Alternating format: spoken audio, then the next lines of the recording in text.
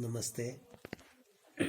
कक्षा 8 निबंध विज्ञापन और हमारा जीवन। आविष्कृत वस्तु को जनप्रिय बनाने तथा वस्तु की अधिकाधिक मांग पैदा करने हेतु विज्ञापन का सहारा लिया जाता है। विज्ञापन का उद्देश्य है उत्पादक तथा उपभोक्ता के मध्य कड़ी बनकर दोनों को लाभान्वित करना। उत्पादक अपनी वस्तु के गुण विज्ञापन द्वारा प्रस्तुत करके उसकी उत्तमता का विश्वास जन जन को देता है, तो दूसरी तरफ विज्ञापन द्वारा उपभोक्ता का बाजार में आने वाली विविध वस्तुओं और उनकी कीमतों की सही जानकारी प्राप्त होती है। विज्ञापन अनेक प्रकार के होते हैं, जैसे सरकारी एवं गैर सरकारी संस्थाओं द्वारा समय समय पर अनेक ऐसे विज्ञापन प्रसारित किए जाते हैं जिससे सामाजिक जागृति आती है तथा जन कल्याण संभव होता है। जैसे बेटा बेटी एक समान सिद्ध करने हेतु विज्ञापन, सर्व शिक्षा अभियान के तहत चलाई मुहिम को सफल करने हेतु विज्ञापन आदि। धार्मिक आस्थाओं को भुनाने का भी दौर आधुनिक युग में चल रहा है। अतः अनेकानेक देवी देवता से संबंधित भजन, धार्मिक नाटक, नृत्य नाटिकाएं आदि को जन जन में बसाकर फिर उसे कमाई का साधन बनाने हेतु बाजार में सीडी, ऑडियो, वीडियो, कैसेट की बिक्री की जा रही है। साथ ही समाचार पत्रों, रेडियो तथा टीवी चैनल पर भी इनके विज्ञापन प्रसारित होते रहते हैं। क्रीम, पाउडर, शैम्पू, साबुन आदि अनेक सौंदर्य प्रसाधनों से संबंधित विज्ञापन दैनिक जीवन में बहुत बार देखने को मिलते हैं। वस्तुतः ऐसे विज्ञापनों की संख्या बहुत अधिक है।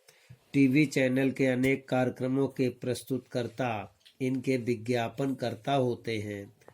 फर्नीचर संबंधी विज्ञापन, दवाई संबंधी विज्ञापन, वजन घटाने या बढ़ाने संबंधी विज्ञापन तथा आयुर्वेद को लोकप्रिय बनाने हेतु पतंजलि योगपीठ स्वामी रामदेव जी द्वारा स्थापित का विज्ञापन भी विज्ञापन का ही एक रूप है।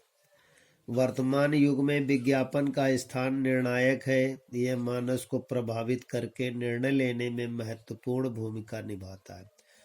टॉफी, चिप्स, चॉकलेट के नए तथा आकर्षक रूपों, खूबसूरत पैकिंग आदि ने बाल हृदय को बहुत प्रभावित किया है। अनेक विदेशी कंपनियों ने करोड़ों रुपया कमाया, जिसके कारण भारतीय परंपरागत पेय पदार्थ जैसे ठंडाई, लस्सी आदि का स्थान गौण होने लगा है। आम व्यक्ति उसी वस्तु का प्रयोग करना पसंद करता है जिसका विज्ञापन होते देखता या सुनता है। बढ़ता हुआ विज्ञापनवाद स्वयं ही सत्य को प्रमाणित करता है कि उनकी जड़ें समाज में कितनी गहरी हैं।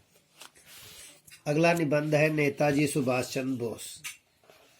महापुरुषों का जीवन हमारे लिए गीता और रामायण के समान होता है, अर्थात उनका जीवन अध्ययन, मनन और व्यवहार में उतारने का शुभ कार्य है। पीढ़ियां अपने महापुरुष पूर्वजों का उपकार भुला नहीं सकती। ऐसे ही महान विभूति थे सुभाष चंद्र बोस, जिन्हें देशवासियों ने हृदय से नेताजी की प्रतिष्ठा प्रदान की। उन्हें आने वाली पीढ़ियां नेताजी सुभाष चंद्र बोस के नाम से ही याद रखेगी। सुभाष चंद्र बोस भारत माँ के सच्चे सपूत थे। उनका जीवन 23 जनवरी 1897 ईस्वी को हुआ था। उनके पिता जानकी नाथ बोस उड़ीसा राज्य में स्थित कटक के एक अच्छे वकीलों में गिने जाते थे।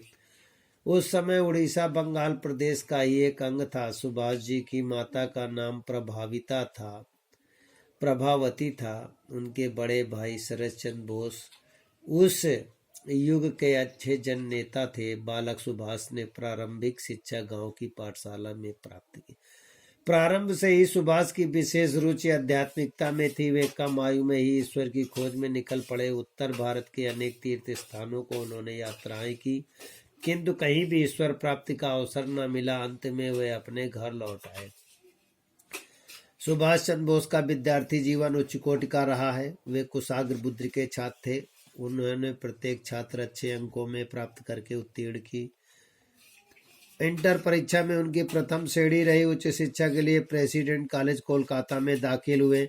सन 1921 में सुभाष चंद्र बोस भारत लौट आए। उस समय स्वाधीनता भारत के लिए गांधी जी के नेतृत्व में लगाया गया। विद्यार्थी निबंध लिखेंगे और याद भी करेंगे।